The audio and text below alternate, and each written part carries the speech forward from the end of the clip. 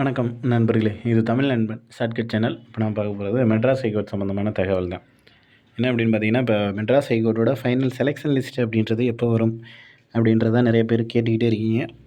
So list பார்த்தீங்க அப்படின்னா இந்த மாதத்தில் வெளியாகிறதுக்கான சான்சஸ் அப்படின்றது நிறைய இருக்குது. நம்ம ஆல்ரெடி கடந்த முறையும் சொல்லியிருந்தோம். ஏன்னா ரொம்ப நாள் டிலே ஆயிடுச்சு. இதுக்கு மேலேயும் அவங்க டிலே பண்ணுவாங்க அப்படின்ற எண்ணமெல்லாம் இல்லை. ஸோ மேக்ஸிமம் போட்டுருவாங்க.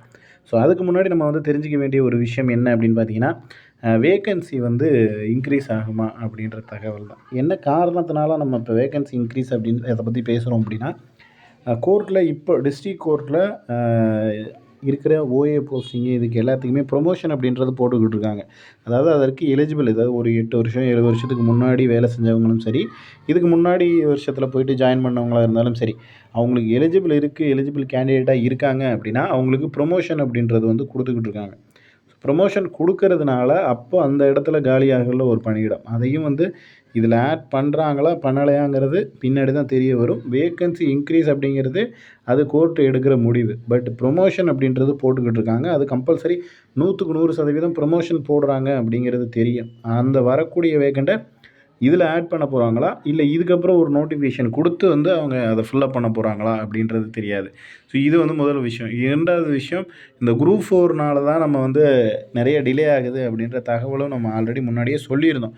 அது உங்களுக்குமே தெரியும் என்ன காரணம் அப்படின்னு. ஏன்னா நிறைய பேர் ஜாயின் பண்ணிவிட்டு குரூப் 4 அப்படின்றதுல போயிடுறாங்க. ஸோ அதனால் முடிஞ்ச வரைக்கும் குரூப் 4ல் ஒரு 160 கேள்விகளுக்கு மேலே போட்டிருக்கீங்க.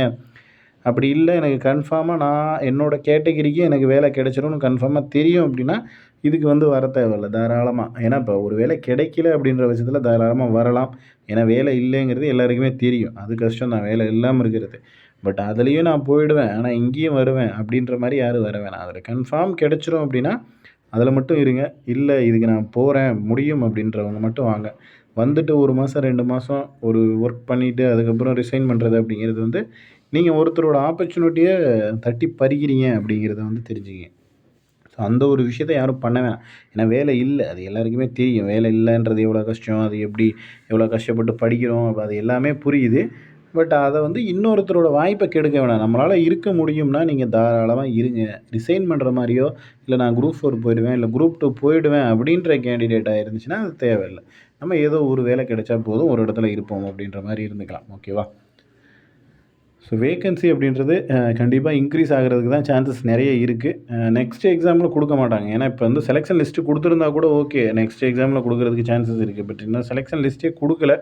அதனால் கண்டிப்பாக நமக்கு மேக்ஸிமம் இந்த இதில் ஆட் பண்ணுவாங்க. வேக்கன்சி அப்படி இன்க்ரீஸ் ஆகுது அப்படின்னா கண்டிப்பாக இந்த இடத்துலையே ஆட் பண்ணுவாங்க அப்படின்றதையும் தெரிஞ்சுக்கிங்க.